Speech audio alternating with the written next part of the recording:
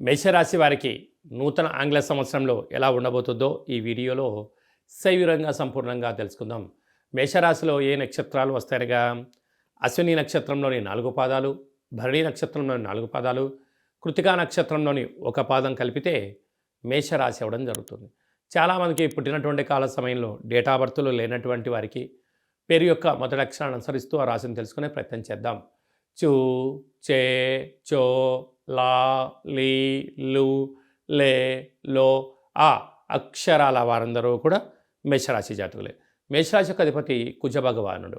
మేషరాశిలో వారందరికీ 2వ స్థానంలో దేవగురు బృహస్పతి సంచారం చేయడం వలన ఈ నూతన ఆంగ్ల సంవత్సరం అద్భుతమైనటువంటి వారికి మంచి కాలం అని చెప్పి అనుకోవచ్చు.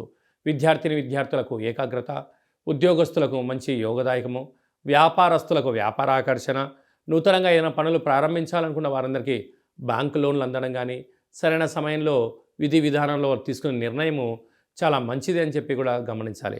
అలాగనే అర్ధాష్టమ కుజుడి యొక్క ప్రభావం కలగడం వలన మీ జన్మ నక్షత్రం రోజున అష్టమి పూర్ణిమ తిథుల యందున దూరావాయు జల ప్రయాణాలు పెట్టుకోవద్దు.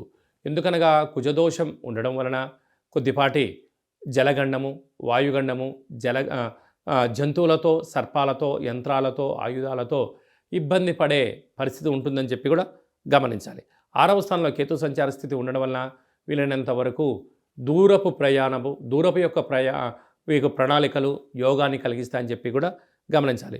భాగ్యస్థానంలో బుధాదిత్య రాజయోగం ఉండడం వలన నూతన వివాహ ప్రయత్నం చేసేవారికి మంచి కాలము, భార్యాభర్తల్లో ఒకరి ప్రభుత్వ ఉద్యోగంలో ఉండబడిన ప్రమోషన్స్ రావడము మంచి యోగదాయకమైన పర్వకాలము అని చెప్పి కూడా మీరు గుర్తుపెట్టుకోగలరు.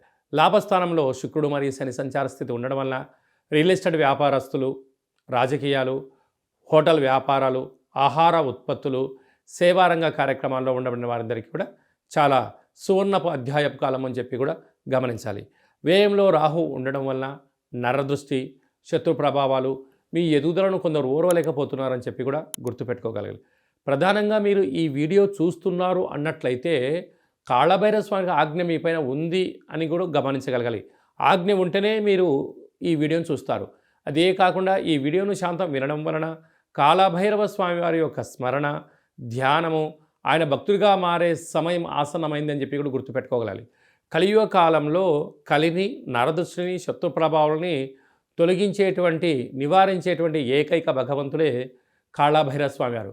కనుక నూతన ఆంగ్ల సంవత్సరంలో ప్రారంభకాల సమయంలో మనము స్వామివారికి స్మరణ, కూష్మాండ దీపము, హోమము, ఒక ముడుపును కట్టుకోవడం వలన సంవత్సరానికి స్వాగతం పలుకుతూ అద్భుతమైన ఆనందం మన యొక్క మేషరాశి వారి సొంతం అవుతుందని చెప్పి కూడా గమనించాలి.